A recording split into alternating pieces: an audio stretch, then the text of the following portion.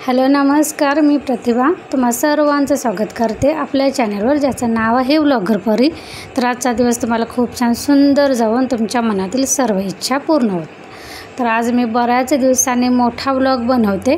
तर इथे ना उद्या लग्न आहे, तर लग्नाच्या आदल्या दिवशी आमच्याकडे हळदी असते।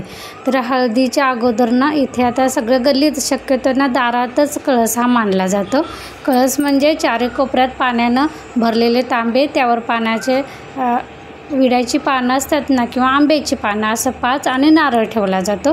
त्यानंतर नवरा मुलगा, त्यानंतर जी मुहूर्त मेढ असते ना ती रोवताना जी मोहतर मेढ म्हणतात, म्हणजे असं 4-5 जोड्यांची नावं दिली जातात, त्यातून एक जोडी सिलेक्ट होते। तर त्यांनी कुठलंही काम करायच्या अगोदर पहिला हात त्यांचा लावायचा असतो ती। आणि मग कल्लवरी असते, परत अजून त्याच्या आत्या वगैरे असतात, काकी असते, अशाने ना ते कळसाच्या बाजूनं फिरून त्यावर एकानं नवऱ्या मुलानं विड्याच्या पानावर तांदूळ ठेवतात, ते त्यांना टाकायचं। त्यानंतर दुसऱ्याने तांब्यातून पाणी थोडंसं टाकायचं, असं 5 फेऱ्या मारल्या जातात। आणि ह्या लग्नाच्या आदल्या दिवशी हा कळस असतो। त्यानंतर संध्याकाळी गोंधळ पण आहे, त्यामुळं आम्ही शक्यतो अजून थोड्याशा वेळानंच हळदी असते, पण संध्याकाळी गोंधळ आमच्याकडे असल्यामुळं हळदी लवकर ठेवलेल्या आहेत आणि सगळी गावाकडची येऊन जायची होती, त्यामुळं त्यांना जायला वेळ होणार म्हणून हे थोडंसं 4-5च्या दरम्यान हळदी ठेवली होती। तर इथे ना कळसाचे म्हणजे पूजा म्हटली तरी चालेल, म्हणजे त्यानंतर ना इथे पाट जे मांडलेले आहेत त्यावर नवरा मुलगा, त्याचे काका काकी वगैरे असं आई वडील आजी आजोबा असं आत कळसामध्ये बसवले जातात। त्यानंतर त्यांना हळदी वगैरे लावली जाते आणि मग नवऱ्या मुलाला आंघोळ घातली जाते। आणि ह्या कळसामध्ये ना फक्त लग्न झालेल्या मुलींनी किंवा मुलांनीच असं आत प्रवेश करायचा असतो, लग्न न झालेल्याने ह्या कळसामध्ये जायचं नसतं, असा नियम आहे।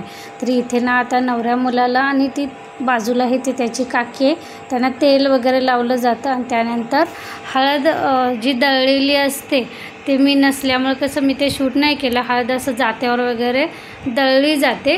तर ती दळलेली हळद त्यामध्ये थोडंसं तेल वगैरे असं घालून ना पाणी घालून भिजवली जाते आणि ती हळद आता सगळं त्याला अंगाला लावली जाते आणि त्यानंतर त्याला गरम पाण्यानं आंघोळ घातली जाते। तर इथे ना आता तेल लावून झालेलं आहे। तर आता पहिल्यांदा आंघोळ असते, आंघोळ घालताना चाळण असते ना, तर ती त्याच्या काकीने अशी धरायची असते आणि 5 जणी सुवासिनींनी तांब्यातून त्याला पाणी घालायचं असतं, असा प्रकार असतो। तर इथे आता ते चालू आहे। तर आम्ही ना सगळं घरातलं आवरून स्वतःचं आवरायला जाईतोपर्यंत इथे ना गावाकडच्या मामी वगैरे सगळे आलेले आणि कळस मांडायला सुरुवात केली होती, कारण त्यांना जायला वेळ होणार होता त्यामुळं। आणि मग नंतर आम्ही येऊन उभं राहिलो होतो बघायला। तर हे बघा, चाळण अशी धरली जाते आणि वरून पाणी तांब्यातून गरम पाणी, कोमट पाणी असं त्याला आंघोळ घातली जाते। आणि त्यानंतर मग परत कपडे वगैरे चेंज करून मग हळद लावली जाते। आणि ही नवऱ्या मुलाला लावलेली हळद ना, ह्याला उष्टी हळद म्हणतात। त्यातली उष्टी हळद थोडीशी घ्यायची आणि ते नवरी मुलीकडे पाठवली जाते आणि मग तिथे तिच्या दारात, त्याच्या माहेरच्या दारात तिथे हळदी केली जाते, म्हणजे मुलीला हळदी वगैरे। असंच कळस मांडला जातो, पांढऱ्या दोऱ्यानं असं चौकोन केलं जातं 5 वेळा आणि तिथे त्या मुलीला देखील असंच सेम केलं जातं। फक्त हे मुलाची पहिल्यांदा हळद असते आणि ह्यातली थोडीशी हळद, उष्टी हळद नवऱ्या मुलीला पाठवली जाते, नवरी मुलीला। तर हे बघा, नवरा मुलाच्या वर त्याच्या काकीचं हे असतं, काकी किंवा आई वडील असे चालतात, तर त्यांच्या वर अंगावर पाणी ओतलं जातं आणि तेच पाणी त्या नवरा मुलाच्या डोक्यावर जावं अशा पद्धतीनं त्या दोघांना उभं केलं जातं वाकून, म्हणजे त्यांच्या डोक्यावर घातलेलं पाणी तसंच त्या नवऱ्या मुलाच्या डोक्यावर पडावं अशा पद्धतीनं।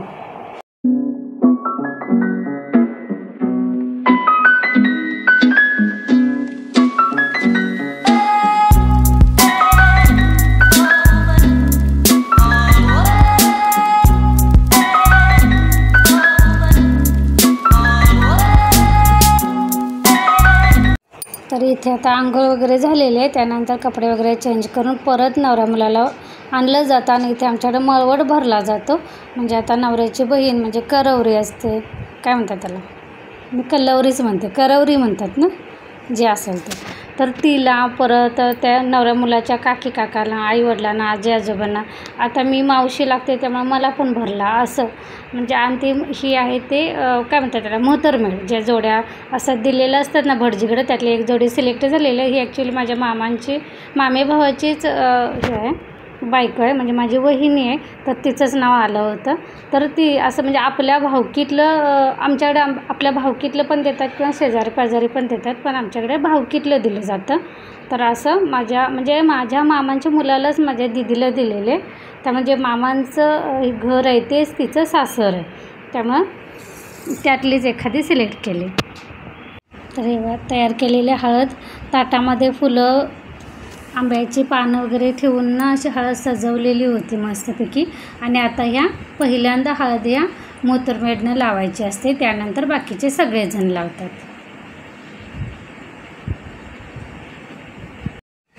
मोहतरमेढ नाही, मोहतर करीन असं काहीतरी म्हणतात त्या म्हणजे जे सिलेक्ट झालेल्या जोडीला.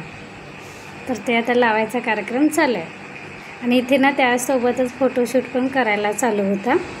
आणि इथे दीदीला बोलवत होते सगळे, पण दाजींचं असं अचानक झाल्यामुळे ना सगळ्यांनाच म्हणजे धक्का बसलेला. कारण कसं तो मामांचा मुलगा पण होता आणि त्यांची म्हणजे आमच्या दाजींच्या आई दाजींच्या लहानपणीच वारलेलं आहे. त्यामुळे आजोबांनी ना मावशीला शब्द दिला होता की मामांच्या मुलाला म्हणजे भावाच्या मुलाला तुझी लेक दे. त्यामुळे त्या शब्दाखातर दीदीला आमच्या दिलं होतं. पण कसं पहिल्यापासून खूप हालाकीची परिस्थिती त्यांची होती आणि त्यातून आत्ता कुठं सगळंच चांगलं झालं होतं. म्हणजे सगळं चांगलं झाल्यानंतर अचानक दाजींना म्हणजे असं वाटलंच नव्हतं की दाजींना असं काही होईल. आणि अचानक जे सगळं झाल्यामुळं की त्या धक्क्यातून अजून कोणीच बाहेर पडलं नव्हतं. त्यामुळे दीदी यायलाच तयार नव्हती आणि हळद लावताना थोडी त्यांची पण आठवण आलेली. त्यामुळे सगळे थोडेसे असं म्हणजे भावनिक झाले होते त्या. कारण कसं सुखाचे दिवस आले आणि घरातलं मेन माणूस असं नाही, असं झालं होतं सगळं.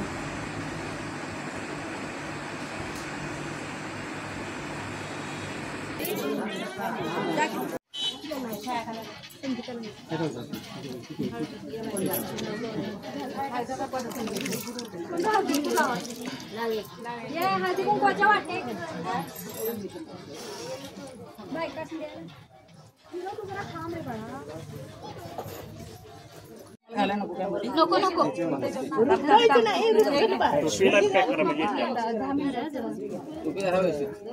अगं तिथे मावशी पहिला मंडळा बांधायला पाहिजे होती आणि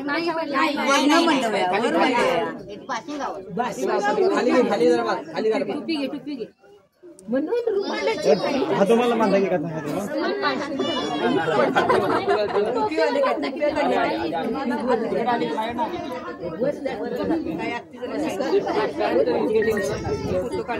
की इथे हळद वगैरे लावल्यानंतर कणी ते बाशिंग आणि मंडोळे असं बांधलं जातं. आणि त्यानंतर मग संध्याकाळी गोंधळाची सुरुवात होती. त्यामुळे आम्ही सगळे आवरून आत गेलो. पण त्याचे मित्र जे होते ना सौरूचे, बापरे 2 तास ती पोरं तर अशी गल्लीत खेळत होती हळदीनं.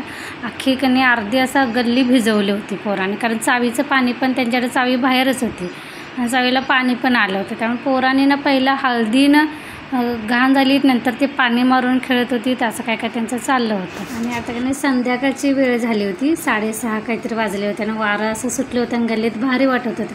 कारण दिवसभर एवढी गरमी वाटायची, संध्याकाळी मस्त असं गल्लीत वाटत होतं, गार गार सगळं वातावरण. तर आता आमची इथे हळदी पण झालेली, आता सगळे आत जातील आणि इथे त्यानंतर गोंधळाच्या पूजाची तयारी चालू होती. ते गोंधळी मामा आले होते, ते पूजेची तयारी करत होते. तर इथून पुढचा ब्लॉग माझा गोंधळाचा असेल तर तोपर्यंत आजचा ब्लॉग मी इथेच बंद करते. तुम्हाला जर माझा ब्लॉग आवडत असेल तर लाईक, शेअर आणि सबस्क्राईब करायला विसरू नका. धन्यवाद. आणि हे जे घरात आहेत ना, ही सगळी आमच्या घरची लोक आहेत, म्हणजे घरच्या घरीच कार्यक्रम झाला. त्यामुळे सगळे आता 7 मामा, 4 मावशा, त्यांची मुलं, त्यांच्या सुना, त्यांच्या मुली, नातवंड असं सगळं कणी. त्यामुळे हे सगळं आमचं फक्त घरातली लोक आहेत ही एवढी, बाहेरची कोणीही आम्ही सांगितलं नव्हतं.